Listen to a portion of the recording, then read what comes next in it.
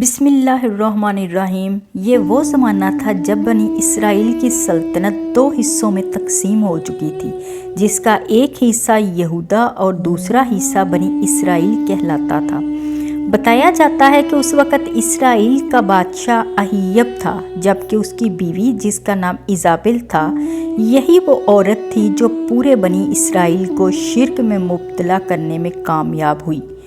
جو خود دراصل بال نامی بت کی پرستار تھی اور یہودیوں اور اسرائیلیوں کا یہ سب سے بڑا دیوتا تھا۔ کہا جاتا ہے وہ بت سونے کا تھا اور اس کا قد 20 گز تھا۔ 400 افراد اس کی خدمت پر مامور تھے۔ اس کے علاوہ یمن اور شام کی عوام کا پسندیدہ دیوتا یہی تھا، جس کی سینکڑوں سالوں سے پوجا کی جا رہی تھی، جبکہ روایات میں آتا ہے کہ بال کے پجاری حضرت یوشع علیہ السلام کے زمانے میں بھی موجود تھے اور آپ علیہ السلام نے شام کی فتح کے دوران ان سے جنگ بھی کی تھی۔ اس کے علاوہ سال کے مختلف مہینوں میں اس کے گرد میلے لگتے تھے، سونے چاندی کے نذرانے چڑھائے جاتے تھے، طرح طرح کی خوشبو کا استعمال ہوتا تھا۔ اس کی قربان گاہ میں جانوروں کو قربان کیا جاتا اور خاص موقعوں پر انسانوں کی بھینٹ بھی چڑھائی جاتی۔ یہاں دلچسپی کی بات یہ ہے کہ عبرانی زبان میں بال کے معنی آقا، مالک یا سردار کے ہیں۔ بعض مورخین نے لکھا ہے کہ حجاز کا مشہور بت حبل بھی بال ہی کی ایک شکل تھا۔ قرآن حکیم میں اس نحوست کے بارے میں آیات موجود ہیں۔ یہ آیات اسی واقعے کی طرف اشارہ کرتی ہیں جس میں ایزابل نامی عورت نے پورے اسرائیل کو بال کی پوجا کرنے میں لگا دیا تھا اور بال کے نام پر ایک بڑی قربان گاہ تعمیر کر کے کئی انسانوں کو وہاں قربان کر ڈالا۔ یہاں یہ جاننا ضروری ہے کہ ایزابل کوئی عام عورت نہیں تھی، بلکہ 9ویں صدی قبل مسیح میوا فینسی کی شہزادی اور بادشاہ اتھوبال کی بیٹی تھی۔ بادشاہ اتھوبال نے جب اسرائیلی سلطنت کو ٹوٹتے دیکھا تو بہت پریشان ہوا اور اس سلطنت کو پرامن بنانے کا ایک ایسا حل نکالا کہ نئے مقرر شدہ اسرائیل کے بادشاہ کے بیٹے اہیب اور شہزادی ایزابل کی شادی کروا دی جائے۔ لہٰذا کچھ عرصے میں دونوں ٹوٹی ہوئی سلطنتوں کے درمیان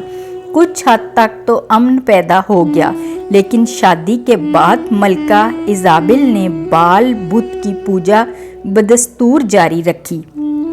جس کی وجہ سے اسرائیل کے قصبے کے لوگ اس عمل سے ناراض ہونے لگے، لیکن وہ پیچھے نہیں ہٹی بلکہ لوگوں کو بھی کہنے لگی کہ تم بھی اس بت کی پوجا کرو۔ اس کے لیے وہ اس حد تک گئی کہ 800 جھوٹے مدعی نبوت کے لیے بھی لائی،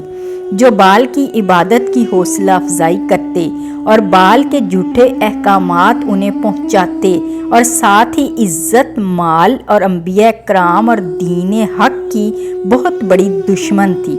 اس لیے اس نے بہت سے انبیاء کرام کو شہید کر دیا۔ یہی وہ دور تھا جب ایک ہی دور میں مختلف انبیاء کرام کو شہید کیا گیا، اور اسی وجہ سے اس وحشی قاتل کی شان بنی اسرائیل میں پھیل گئی اور آہستہ آہستہ سب نے بال بت کی پوجا شروع کر دی۔ بنی اسرائیل وہ واحد قوم ہے جس پر سب سے زیادہ انعامات کی برسات کی گئی۔ ہدایت کے لیے سب سے زیادہ پیغمبر اسی قوم میں آئے، لیکن اس کے باوجود بھی ہدایت نہیں پا سکے۔ یہ لوگ ذرا سی ترغیب پر لالچ میں اپنا ایمان کھو دیتے تھے اور غیر اللہ کی عبادت شروع کر دیتے تھے، اور اب جب یہ پوری قوم شرک میں مبتلا ہو گئی تو اللہ تعالیٰ کی طرف سے حضرت الیاس علیہ السلام کو حکم ہوا کہ وہ اس خطے میں جا کر توحید کی تعلیم دیں اور اسرائیلیوں کو بت پرستی سے روکیں۔ حضرت الیاس علیہ السلام نے جب بنی اسرائیل کو صراط مستقیم پر چلنے اور کفر اور شرک سے باز رہنے کی دعوت دی تو انہوں نے دعوت حق مسترد کر دی، جس پر اللہ تعالیٰ نے ان کو خشک سالی سے دوچار کر دیا اور سلطنت اسرائیل کے لوگ پانی کی بوند بوند کو ترسنے لگے، جبکہ دوسری طرف ایزابل حضرت الیاس علیہ السلام کی جان کی دشمن بن گئی۔ चुनाचे उसने अपने शोहर अय्यूब के ज़रिए उनके कत्ल का फरमान जारी किया, लेकिन हज़रत इलियास अलैहिस्सलाम अल्लाह के हुक्म से गार में छुप गए और कुछ अरसे बाद अल्लाह के हुक्म से दोबारा ज़ाहिर हो गए।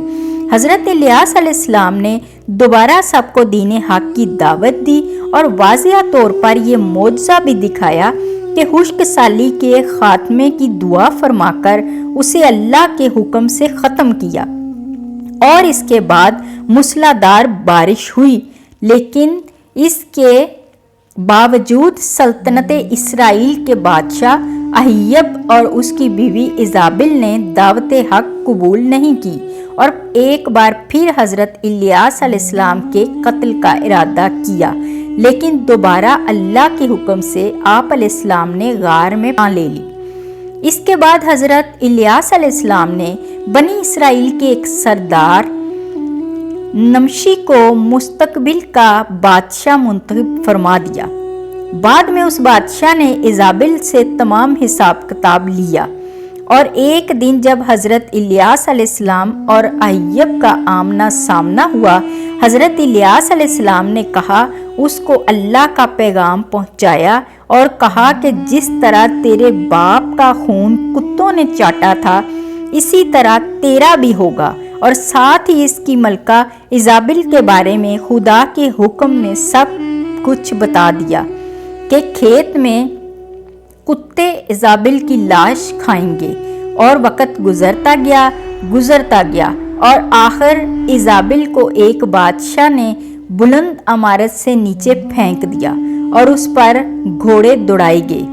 इजाबिल की लाश को खेतों में फेंक दिया गया और कुत्ते उसका गोश्त खाते रहे। हज़रत इलियास अलैहिस्सलाम की पेशीन गोई पूरी हुई और जब इजाबिल के आदमी उसके जिस्म को दफनाने आए तो लाश पर सिर्फ उसकी खोपड़ी, पाँव, हाथ था, तो वो समझ गए कि इसकी मौत की पहले ही निशानदही हो चुकी थी। इसी वजह से उन्होंने इजाबिल की लाश को फेंक दिया और यूं उसकी गरूर में बसर जिंदगी रहती दुनिया तक इबरत का निशान बन के रह गई।